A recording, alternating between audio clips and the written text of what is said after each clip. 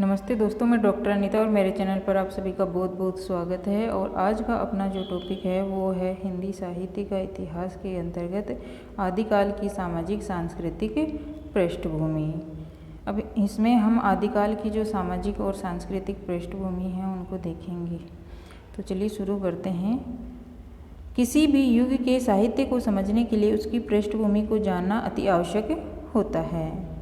कोई भी युग है और उसके साहित्य को अगर हम समझना चाहते हैं तो सबसे पहले हमें उसकी पृष्ठभूमि को जानना आवश्यक हो जाता है।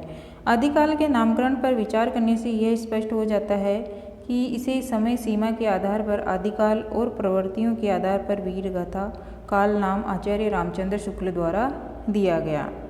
आदिकाल का जो नामकरण किया गया था वो समय सीमा के आधार पर तो इसे आदिकाल नाम दिया गया है, लेकिन इसे प्रवृत्तियों के आधार पर वीरगाथा काल जो नाम दिया है वो किसने दिया है? आचार्य रामचंद्र शुक्ल द्वारा वीरगाथा काल नाम दिया गया है। आचार्य हजारी प्रसाद द्विवेदी द्वारा इसे आदिकाल नाम दिया गया। आदिकाल को हजारी प्रसाद द्विवेदी द्वारा आदिकाल नाम दिया गया और यही नाम विद्वानों ने सर्वमान्य किया। इस युग के साहित्य में साहित्य के विविध रूपों का संयोजन होता है। आदिकाल साहित्य का वह पहला काल है जहाँ से हिंदी साहित्य की शुरुआत होती है। हिंदी साहित्य की शुरुआत कहाँ से होती है? आदिकाल से होती है। जब भी कोई साहित्यकार साहित्य रचना करता है तथा उसके पीछे तत्कालीन समय की तमाम परिवेशगत घटनाएं एवं परिस्थितियां रहती है। कोई भी साहित्यकार जब साहित्य की रचना करता है, सृजन करता है किसी भी काव्य का, तो उसके पीछे क्या कारण रहता है? उस समय की तत्कालीन उस समय की जो परिवेशगत घटनाएं और जो उस समय की जो परिस्थितियां होती है वो उसके पीछे उसका कारण होता है और उन्हीं कारण के कारण वो साहित्यिक रचना कर पाता है। साहित्य का वातावरण शून्य में निर्मित नहीं होता। साहित्यिक रचनाओं के पीछे ऐतिहासिक शक्तियों और सामाजिक संस्थाओं का महत्वपूर्ण योगदान रहता है। आचार्य रामचंद्र शुक्ल ने साहित्य को जनता की चित्तवृत्तियों का प्रतिबिंब कहा है। देखिए, ये क्वेश्चन भी हमसे एग्जाम में बहुत बार पूछा जाता है कि जनता की चित्तवृत्तियों का प्रतिबिंब हिंदी साहित्य को किसने कहा है? तो किसने कहा है? रामचंद्र शुक्ल ने। रामचंद्र शुक्ल ने क्या कहा है कि साहित्य जो है वो जनता की चित्तवृत्तियों का प्रतिबिंब है। इस तर्क के पीछे यही धारणा निश्चित है कि प्रत्येक युग का साहित्य उसके समाज, धर्म, विचार, अर्थव्यवस्था, राजनीति आदि से प्रभावित हुए बिना नहीं रह सकता। यह सभी परिस्थितियां साहित्यिक रचना का आधार बनती है। आदिकालीन साहित्य को प्रभावित करने वाली परिस्थितियों का वर्णन इस प्रकार है। आदिकाल की जो परिस्थितियां हैं वो इस प्रकार हैं। तो उनमें सबसे पहले हम देखेंगे आदिकाल की जो राजनीतिक पृष्ठभूमि है वो क्या रही। 7वीं 8वीं शताब्दी से 12वीं शताब्दी तक के राजनीतिक घटना चक्र ने हिंदी साहित्य को भाषा और भाव दोनों ही दृष्टियों से प्रभावित किया है। 7वीं 8वीं शताब्दी से 12वीं शताब्दी के बीच में जो भी राजनीतिक घटना चक्र हुआ उसने साहित्यिक भाषा को, हिंदी साहित्य की जो भाषा है और उसके जो भाव हैं दोनों को ही प्रभावित किया है।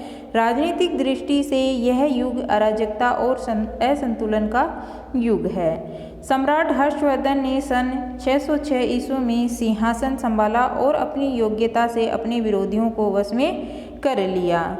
सम्राट हर्षवर्धन ने सिंहासन कब संभाला? 606 ईस्वी में। उसने कन्नौज को अपनी राजधानी बनाया और उत्तर भारत के अधिकतर क्षेत्रों में एक सूत्र में बांधने में सफल हुए। हर्षवर्धन के शासनकाल में ही चीनी यात्री हेनसांग भारत आया और उसने उस समय के भारत के धर्म और समाज के व्यवस्थित होने का उल्लेख किया है। हर्षवर्धन के समय चीनी यात्री कौन आया था? हेनसांग जो था वो भारत आया था। 647 ईस्वी में हर्षवर्धन की मृत्यु के पश्चात उत्तर भारत का साम्राज्य एक सूत्र ना रह सका और छोटे छोटे टुकड़ों में बट गया। 647 ईस्वी में हर्षवर्धन की मृत्यु हो गई। उसके पश्चात जो भारत का साम्राज्य था वो छोटे छोटे टुकड़ों में बट गया। विभिन्न राज्यों के राजा सत्ता की लालसा में एक दूसरे से युद्ध करने लगे। इस तरह राजनीतिक परिस्थितियों में आदिकाल का साहित्य विकसित हो रहा था तथा शासकों की आपसी लड़ाई, मुगलों के आक्रमण, एकता का अभाव और राज्यों का बिखराव ही मान अपमान के प्रश्न बने और युद्ध ने देश को खोखला और जर्जर बना दिया। तो ये जो राजनीतिक पृष्ठभूमि थी उसमें जो हर्षवर्धन था, हर्षवर्धन ने जो शासन संभाला 606 ईस्वी में, तो उसने एकजुट होकर ये एक सत्ता के रूप में वो चाहते थे, लेकिन जब उनकी मृत्यु हो गई तो वो टुकड़ों में बट गया साम्राज्य। राजपूतों का उदय उस समय के इतिहास की एक महत्वपूर्ण घटना थी। उनके शौर्य और पराक्रम का वर्णन उस युग के साहित्य में हुआ। मोहम्मद गौरी और पृथ्वीराज चौहान के इतिहास का विवरण महाकाव्य पृथ्वीराज रासों में मिलता है। मोहम्मद गौरी और पृथ्वीराज चौहान का जो इतिहास का वर्णन हमें देखने को मिलता है वो कौन से ग्रंथ में मिलता है? पृथ्वीराज रासों में मिलता है। आदिकाल की राजनीतिक व्यवस्था में दो बातें प्रमुख थी। एक थी केंद्रीय सत्ता का ह्रास और छोटे छोटे राज्यों का उदय। आदिकाल की राजनीतिक व्यवस्था में दो ही बातें मुख्य थी। एक तो केंद्रीय सत्ता का पतन हो गया और दूसरे जो राज्य थे वो छोटे छोटे वहाँ पर राज्यों का उदय हो गया। अराजकता और युद्ध प्रभावित असंतुलित समय में उपजे साहित्यकारों में एक साहित्यकार आध्यात्मिक जीवन की ओर जा रहा था तो दूसरा मरते मरते भी जीवन का आनंद लेना चाहता था। तीसरी श्रेणी का साहित्यकार वह था तलवार के गीत गाकर पराक्रम का जीवन जीना चाहता था। यही इस काल की राजनीतिक परिस्थितियों की विचित्र देन है। फिर आगे देखेंगे कि आदिकाल की जो सामाजिक पृष्ठभूमि है उसको। राजनीतिक उथल पुथल में सामाजिक व्यवस्था का विशृंखलन हो जाना कोई बड़ी बात नहीं है। हिंदू राजाओं की आपसी कलह के कारण विदेशियों के भारत पर आक्रमण होने लगे। भारत में क्या था कि जो हिंदू राजा थे वो आपस में एक दूसरे से लड़ाई करते रहते थे, तो इसके कारण जो विदेशी थे वो उन्होंने भारत पर आक्रमण शुरू कर दिए। अनेक विदेशी जातियां हिंदू समाज में घुल मिल गई। राजपूतों के पास सत्ता होने से समाज में उनका दबदबा बढ़ता गया। ब्राह्मणों के वर्चस्व को थोड़ा खतरा महसूस हुआ, इसलिए उन्होंने वर्णवाद की कट्टरता को थोड़ा लचीला बनाकर राजपूत को क्षत्रिय की संज्ञा दी। इस युग में शिक्षा की व्यवस्था के अभाव में सांप्रदायिक तनाव, सती प्रथा, स्त्रियों की सुरक्षा के लिए पर्दा प्रथा तथा अन्य विभिन्न प्रकार के अंधविश्वासों का बोलबाला बढ़ता गया। ब्राह्मण, क्षत्रिय, वैश्य, शूद्र इन चार वर्णों की प्रधानता के साथ साथ समाज में अनेक जातियों और उपजातियों में बंटकर भारतीय सामाजिक आदर्श खो बैठा। तो इस तरह से जो राजा थे उस समय वो आपसी युद्ध करते थे और उनके कारण उनमें विदेशी जो थे उन्होंने आक्रमण करना शुरू कर दिया और धीरे धीरे इस युग में जो शिक्षा थी उस शिक्षा में की व्यवस्था में अभाव हो गया, सांप्रदायिक तनाव हो गए, जैसे सती प्रथा, स्त्रियों की सुरक्षा के लिए पर्दा प्रथा, ये जो अंधविश्वास है इनका वो धीरे धीरे फिर बढ़ते गए और ब्राह्मण, क्षत्रिय, वैश्य और शूद्र इन चार वर्णों की जो प्रधानता थी इनके कारण समाज जो है जातियों और उपजातियों में बंट गया। जाति प्रथा के बंधन कड़े होते गए। निर्धनता और निरंतर होने वाले युद्ध तथा महामारियों ने सामान्य जनता के जीवन को संकट में डाल दिया था। उस समय जो निर्धनता थी और लगातार जो युद्ध होते रहते थे, महामारियां जो आती रहती थी जनता में, उसके कारण जनता का जो जीवन है वो संकट में पड़ गया था। इस तरह की विषम सामाजिक परिस्थितियां आदिकालीन साहित्यकारों की साहित्य सामग्री बन गई। उस समय के जो आदिकाल के जो साहित्यकार थे वो इन सब पर साहित्य रचने लगे और राजा की सच्चा सर्वोच्च होने के कारण आम जनता का कोई महत्व नहीं रह गया था। एक तरह से सामंतवादी व्यवस्था थी, नारी मात्र भोग का साधन रह गई थी। उस समय में आदिकाल में क्या था कि सामंतवादी व्यवस्था थी और नारी को मात्र भोग का साधन समझा जाता था। जिस तरह से धन संपत्ति के लिए युद्ध किए जाते थे उसी तरह अब एक सुंदर नारी युद्ध का कारण बनती जा रही थी। नारी की स्थिति के साथ साथ राजा महाराजाओं की भोग विलास की भी इस युग में के साहित्यकारों ने चित्रण किया है। आदिकाल में जो राजा महाराजा थे वो भोग विलास की जो विलासिता थी उनका चित्रण बहुत से रचनाकारों ने अपने साहित्य में किया है। फिर आगे देखेंगे कि आदिकाल की जो धार्मिक पृष्ठभूमि है वो क्या रही है। आदिकाल की जो धार्मिक पृष्ठभूमि है वो सम्राट हर्षवर्धन के समय ब्राह्मण और बौद्ध धर्म का समान आदर था। यद्यपि हर्ष स्वयं बौद्ध धर्म को मानने वाले थे तथा उन्होंने बौद्ध धर्म का प्रचार प्रसार भी किया।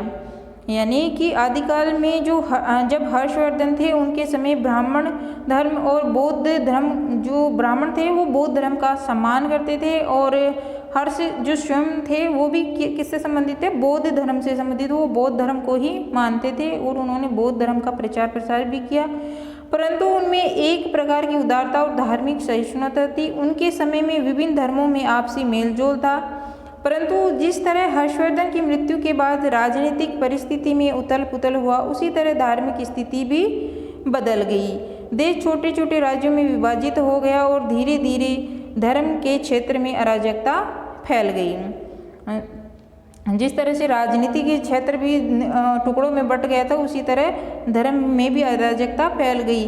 देश वेद शास्त्रों के विधि विधान और कर्मकांडों को लेकर चलने वाले ब्राह्मण धर्म तथा बौद्ध धर्म में संघर्ष होने लगे। आपस में जो वेद शास्त्रों के विधि विधान थे और कर्मकांड थे, उनको लेकर ब्राह्मणों में और बौद्ध धर्म में आपस में लड़ाइयाँ होने लगी, एक दूसरे से संघर्ष करने लगे वो, और विभिन्न धार्मिक संप्रदाय बने और विकृत होकर नए रूप में जनता के सामने आने लगे।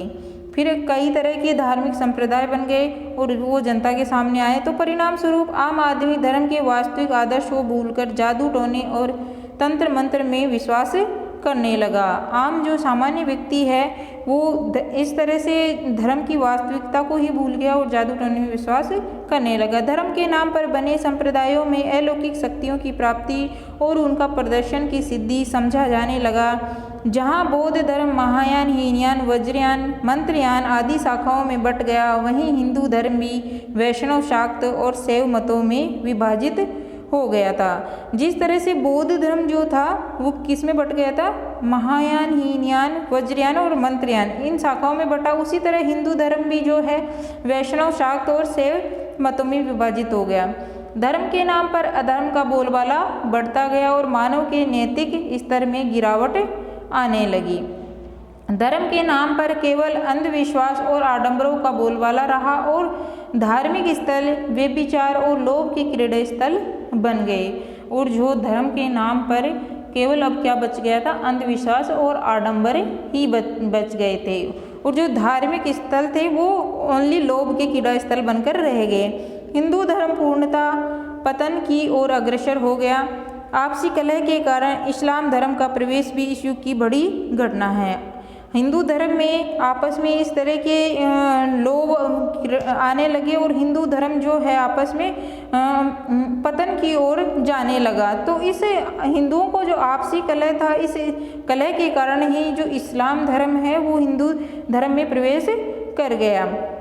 सिद्धनाथ और जैन धर्म के अनुयायियों ने अपने अपने धर्म का प्रचार प्रसार करने के लिए साहित्यिक रचनाएं रची। जो सिद्ध थे, नाथ थे और जैन थे, वो उन्होंने अपने अपने धर्म के अनुसार अनेक साहित्यिक रचनाएं रची और खंडन मंडन, हठयोग और श्रृंगार परक रचनाएं इस युग के धार्मिक जीवन का उदाहरण प्रस्तुत करती है। शंकराचार्य और रामानुजाचार्य जैसे विद्वानों के विचारों ने जनजीवन को अत्यधिक प्रभावित किया।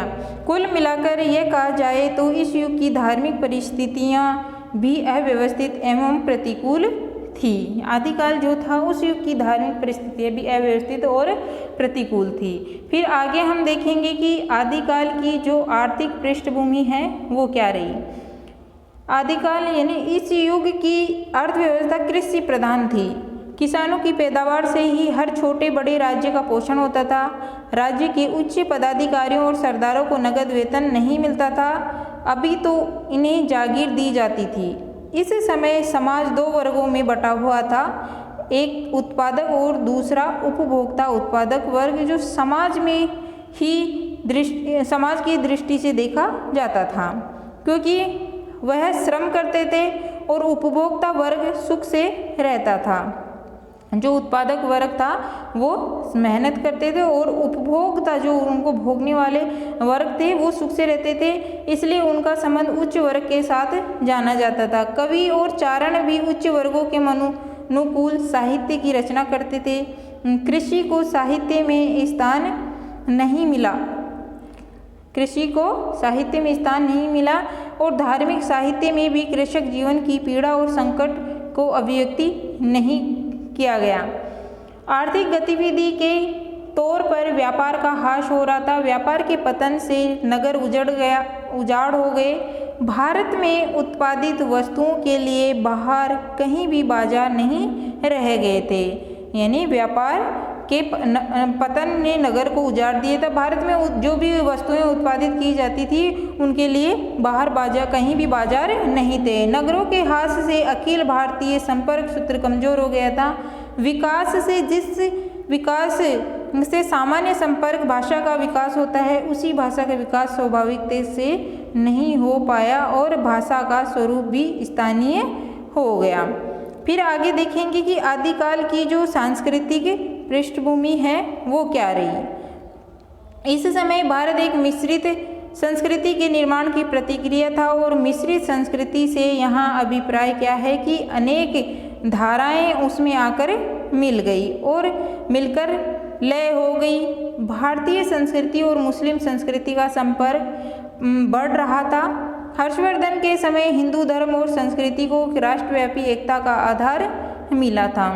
भारतीय संस्कृति और जो मुस्लिम संस्कृति थी उनका आपस में संपर्क बढ़ रहा था और जो हिंदू धर्म और उसकी जो संस्कृति थी उसको राष्ट्रीय स्तर पर एकता का आधार कब मिला था, किसके समय, हर्षवर्धन के समय। उस समय छोटे बड़े भेदभाव खत्म होकर नए विचारों से देशभक्ति को हर एक के मन में पनपने लगी थी। संगीत, चित्र, मूर्ति, भवन निर्माण आदि कलाओं में जातीय गौरव सर्वत्र अभिव्यक्त हो रहा था। जब मुस्लिम आक्रमणकारियों ने भारत पर आक्रमण किया तो धीरे धीरे मुस्लिम संस्कृति का प्रभाव हिंदू संस्कृति पर पड़ने लगा। उस समय जो संगीत, चित्र, मूर्तियाँ, भवन निर्माण, वो जो कलाएं थी उनका जातीय गौरव सभी जगह व्यक्त हो रहा था। और जब मुस्लिम आक्रमणकारियों ने भारत पर आक्रमण किया तो उस समय मुस्लिम संस्कृति का प्रभाव भी हिंदू संस्कृति पर पड़ना स्वाभाविक सी बात है। संगीत, भवन निर्माण, वस्तु आदि सभी कलाओं में मुस्लिम संस्कृति का प्रभाव देखा जा सकता है। यहाँ में जो संगीत, भवन निर्माण, वास्तु कलाओं सभी में हमें मुस्लिम संस्कृति के प्रभाव को हम देख सकते हैं। इस तरह का कहा जा सकता है कि आदिकाल की भारतीय संस्कृति उत्कृष्टता प्राप्त निजी परंपरा के हाथ तथा इस्लाम के सम्मिश्रण की एक ऐसी कहानी है जिसमें कलात्मक चेतना का मुक्त और जीवन स्वरूप बहुत कम मिलता है। तो इस तरह से हम देखें तो आदिकाल में जो भारतीय संस्कृति है उसकी जो श्रेष्ठता है वो निजी परंपराओं के ह्रास के कारण और इस्लाम के हिंदू संस्कृति में सम्मिलित होने की ऐसी कहानी कह सकते हैं हम, जिसमें कलात्मक चेतना का मुक्त और जीवंत स्वरूप हमें देखने को मिलता है। आदिकाल के फिर साहित्य की जो पृष्ठभूमि है वो क्या रही उसको देखेंगे। इस समय की साहित्यिक पृष्ठभूमि में तत्कालीन समाज, राजनीति, धर्म और अर्थव्यवस्था का प्रभाव स्पष्ट रूप से दिखाई पड़ता है। यानी साहित्यिक पृष्ठभूमि में तत्कालीन जो समाज की राजनीतिक, धर्म और अर्थव्यवस्था का प्रभाव हमें स्पष्ट रूप से देखने को वहाँ पर मिलता है। साहित्य में 3 धाराएं प्रचलित थी आदिकाल में। प्रथम संस्कृत भाषा की, दूसरी प्राकृत की और अपभ्रंश की तीसरी भाषा हिंदी की थी। पहली कौन सी थी? संस्कृत भाषा, दूसरी प्राकृत और अपभ्रंश और तीसरी हिंदी भाषा की। तो ये जो 3 धाराएं वो आदिकाल के साहित्य में हमें देखने को मिलती है। 9वीं से 11वीं शताब्दी में कन्नौज और कश्मीर साहित्य रचना के केंद्र में रहे। इसी बीच वहीं आचार्य, कवि, नाटककार और गद्य लेखक सामने भी आए। इस समय अपभ्रंश धर्म की भाषा और हिंदी जनता की मानसिक स्थितियों और भावनाओं का प्रतिनिधित्व करने वाली भाषा थी। उस समय अपभ्रंश की जो भाषा थी और हिंदी जनता की जो मानसिक स्थितियां और भावनाओं का प्रतिनिधित्व करने वाली भाषा थी कौन? अपभ्रंश। इस काल का साहित्य राजा, धर्म और राजा, धर्म और लोक, इन 3 हिस्सों में विभाजित हो गया था। राजा के साहित्य में वीर गाथात्मक राशो ग्रंथ शामिल है, तो धार्मिक साहित्य में सिद्धनाथ और जैन मुनियों की रचनाएं आती हैं। लौकिक साहित्य के अंतर्गत विद्यापति का श्रृंगारिक साहित्य हमें देखने को मिलता है। अमीर खुसरो का मनोरंजनात्मक साहित्य रखा जाता है। इस तरह आदिकाल का साहित्य संपूर्णतः विविधताओं से भरा हुआ है। फिर है जो निष्कर्ष रूप में हम देखें तो ये कह सकते हैं कि इस युग के साहित्य पर आदिकाल की सभी परिस्थितियों का व्यापक प्रभाव देखा जा सकता है। इस समय राजनीतिक वातावरण अस्थिरता, समधर्मों के मूल्य बदल रहे थे, हिंदुओं की शिल्प कला से बाहरी आक्रमणकारी अचंभित और भाषा विकास के पथ पर अग्रसर थे। तो इस तरह से दोस्तों आज हमने जाना हिंदी साहित्य के इतिहास लेखन के अंतर्गत आदिकाल की जो सामाजिक, सांस्कृतिक, धार्मिक, राजनीतिक पृष्ठभूमि है उनके बारे में हमने समझा है। और मैं आशा करती हूँ कि आपको अच्छे से समझ में आ गया होगा। और मेरा वीडियो आपको अच्छा लगे तो इसको लाइक करिए, शेयर करिए और चैनल को सब्सक्राइब कीजिए। साथ ही बेल आइकन का बटन जरूर प्रेस करिएगा ताकि मेरे द्वारा बनाए गए वीडियो का नोटिफिकेशन आप तक पहुँच सके। धन्यवाद।